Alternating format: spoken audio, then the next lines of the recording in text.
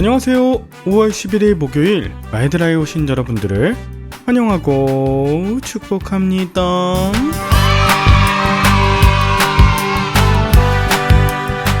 어제 아내의 퇴원을 맞이하면서 집안의 청소 싹 하고 애들 등원 9시까지 해달라고 해서 아침부터 부랴부랴 등원을 시켰는데요. 아내 병원에 들려서 퇴원시키고 집에 오는데 어린이집에서 이삭이가 고열이라고 연락을 해왔습니다. 38도가 넘는 이삭이를 집에 데려와 점심밥 해먹이고 병원 데려갔다가 약 먹이면서 돌보다 보니 조금 있다가 쌍둥이들도 어린이집에서 돌아왔습니다.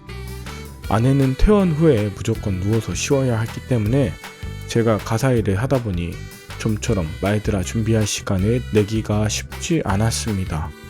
그런데 참 신기한 건 아내가 집에 있고 아이들이 평안하게 잠들어 있으니 정신없고 마이드라 준비하는 틈이 없는 것 같아도 마음이 참 든든합니다. 아내와 아이들이 뭘 해서가 아니라 그냥 존재만으로도 감사하죠. 그래서 이렇게 밤늦게라도 마이드라를 준비할 수 있음이 행복입니다. 오늘 이 마이드라 들으시는 여러분들에게도 성령께서 말씀으로 함께하사 언제 어디에 있더라도 행복한 하루 되시길 기도할게요. 그럼 오늘도 주실 말씀 사모하며 행복한 마이드라 시작해 보도록 하겠습니다. 자, 출발!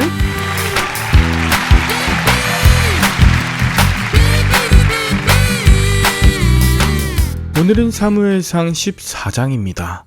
어제 13장에서 사울이 블레셋과 전쟁을 하기 위해 백성들을 모으고 사무엘을 기다렸지만 사무엘이 정한 기한에 길갈로 나타나지 않아 사울이 직접 제사를 드렸죠. 사울은 자신이 제사를 드린 것에 변명을 했지만 사무엘은 사울의 왕위와 나라가 길지 못할 거라며 그를 대신할 인물을 구하여 왕으로 세울 것이라고 하면서 기브아로 떠나가 버렸습니다. 이제 사울은 두려워 떨고 있는 600명의 이스라엘 군사와 철로 된 칼 2자루만 가지고 블레셋의 3만 전차와 6천 기병과 수많은 군대를 맞서야 하는 상황을 마주하게 되었습니다.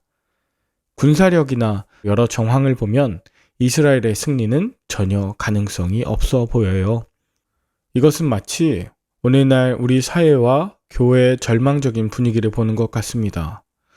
그런데 이걸 전환하려면 누구의 어떤 역할이 필요할까요? 오늘 본문에서는 블레셋이나 이스라엘의 군사력이 아닌 여호와 하나님이 우리를 위하여 일하실까?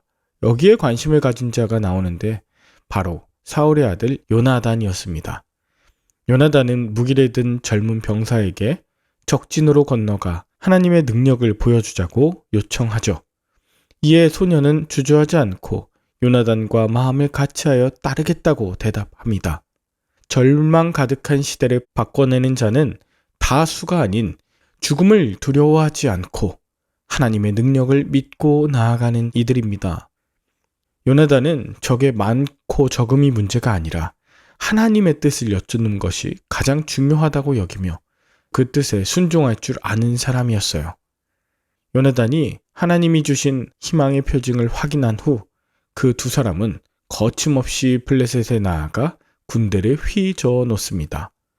그들이 죽인 자는 20명에 불과했지만 블레셋에게 엄청난 공포를 가져다 주었습니다. 작은 희망을 위한 이 도전이 전체 분위기를 반전시킨 것이죠.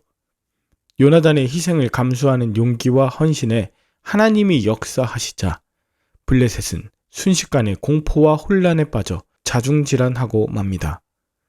이 모습을 보고 블레셋 편에 서 있던 히브리 사람들은 이스라엘로 합류하였고 숨어 도망하던 겁쟁이들은 다시 전쟁터로 나오게 됩니다.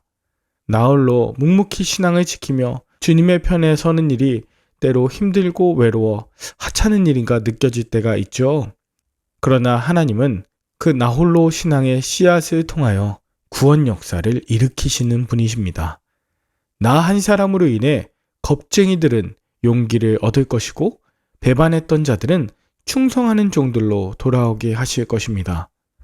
이런 요나단의 신앙과 하나님의 개입하심으로 인해 이스라엘은 블레셋과의 전투에서 크게 승리할 수 있었습니다. 이를 통해 사울은 전쟁이 여호와 하나님의 손에 달려있다는 사실을 알게 되죠. 그런데 이런 경험이 사울에게는 하나님의 능력을 더욱 사용하고 싶은 욕망을 갖게 했고, 그는 경솔한 맹세, 즉 온 이스라엘에 금식령을 내리게 합니다. 전쟁을 마무리하기 전에 음식을 먹는 자는 저주받을 것이라는 맹세였는데요. 사울은 백성들보다 하루 종일 원수를 갚는 일에만 집중하면서 하나님이 역사하실 것을 더 기대한 것이죠. 그런데 성과만을 쫓는 이 성향으로 인해서 백성들은 매우 피곤하였습니다. 물론 전쟁 중에 이런 사울의 금식 명령, 생명을 건 결단과 위대한 헌신으로 보일 수 있습니다. 그러나 지도자의 무모한 헌신 강요는 권력 남용 또는 행위 구원으로 전락할 수 있어요. 여러분, 많은 목회자들의 소명이 야망으로 변질되는 경우를 봅니다. 또 야망이 소명으로 포장되어 둔갑하는 경우를 보게 되죠. 그런 목회자가 있는 교회는 이윤을 추구하는 기업처럼 사람보다 실적으로, 섬김보다 경쟁으로 성도들을 물질적인 가치로 환산하는 세속주의에 빠지게 됩니다. 매번 가시적인 프로그램과 이벤트, 교인 숫자를 중시하고 세력을 과시하고 금식, 헌금, 기도, 이런 철저한 종교 생활, 그것을 추구하는데요. 그것의 본질이 무엇인지 깊이 돌아보아야 할 것입니다. 한편 이런 사울의 금식령을 듣지 못했던 요나단은 땅에 있던 꿀을 조금 찍어 먹고도 기운을 차리는데요. 눈이 밝아졌고 또 새로운 능력을 얻었습니다. 그러나 이스라엘 군대는 아무것도 먹지 못한 채 믹마스에서 블레셋 부근인 야알론까지 한 30-40km 정도 그들을 계속 추격했어요. 여러분, 아무것도 먹지 못했던 이스라엘 군사들에게는 이 금식령으로 인해 더 고단하고 멀게 느껴졌을 길인데요. 사울의 금식령에 의하면 요나단은 저주를 받고 죽임당해야 했죠. 또 사울의 맹세로 인해 이스라엘은 맹세 기간이 끝나자마자 너무나 급한 나머지 가축들을 피채 먹는 죄악을 저지르고 말았습니다. 이처럼 성령에 사로잡히지 않은 지도자가 즉흥적이고 충동적으로 판단한 종교 행위 자체는 공동체 안에 선의의 피해자가 생길 수 있음을 보여줍니다. 본질을 놓칠 때 종교인으로 전락할 수 있는 것입니다. 원칙에 대한 경직된 태도, 지나친 전통, 이것이 오히려 성령이 주시는 역동성과 생명력을 앗아갈 수도 있습니다. 강요된 순종이나 율법주의, 또 행위구원에는 기쁨과 자원하는 인내가 아닌 형식적인 버팀만 있을 뿐입니다.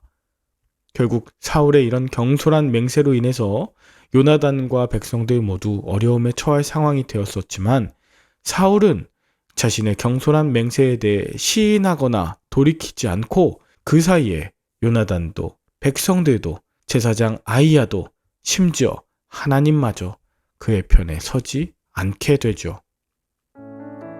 여러분은 오늘 본문을 통해 무엇을 느끼셨나요? 저는 충분히 준비되지 않은 지도자일수록 하나님 뜻에 순종하고 백성들의 뜻을 겸허히 수용하는 이 겸손함이 매우 중요함을 느꼈습니다. 누구나 실수할 수 있고 잘못을 저지를 수도 있죠. 그러나 종교 행위와 비이성적 맹종이 신앙이라 착각하면 안 되겠습니다. 잘못되었을 땐 철저하게 돌이킬 수 있는 회개함, 이것이 신앙의 능력입니다. 내 잘못을 합리화시키고 무관심하는 건 공동체를 병들게 하지만 정직성과 진정성은 공동체를 회복시켜요. 작은 나 한 사람을 통해 회복시키실 우리 가정, 교회, 나라와 민족을 기대하며 하나님 편에 서시길 바랍니다. 함께 기도할까요? 하나님 아버지, 지도자의 욕심에서 비롯된 어리석은 결정, 성도들의 맹목적이고 비이성적인 동조, 세속적인 가치를 따르는 관심이 공동체를 위기로 몰아가는 이 시대를 살아갑니다. 하늘의 지혜와 영으로 충만하게 하사 작은 것부터 순종하며 하나님 믿고 의지하는 이 시대의 요나단 같은 자로 삼아 주시옵소서. 항상 주님의 편에 서도록 우리를 인도하여 주시길 예수님의 이름으로 기도합니다. 아멘. 오늘도 좋은 하루 되시길 바라며 저는 내일 다시 찾아뵙도록 하겠습니다. 샬롬.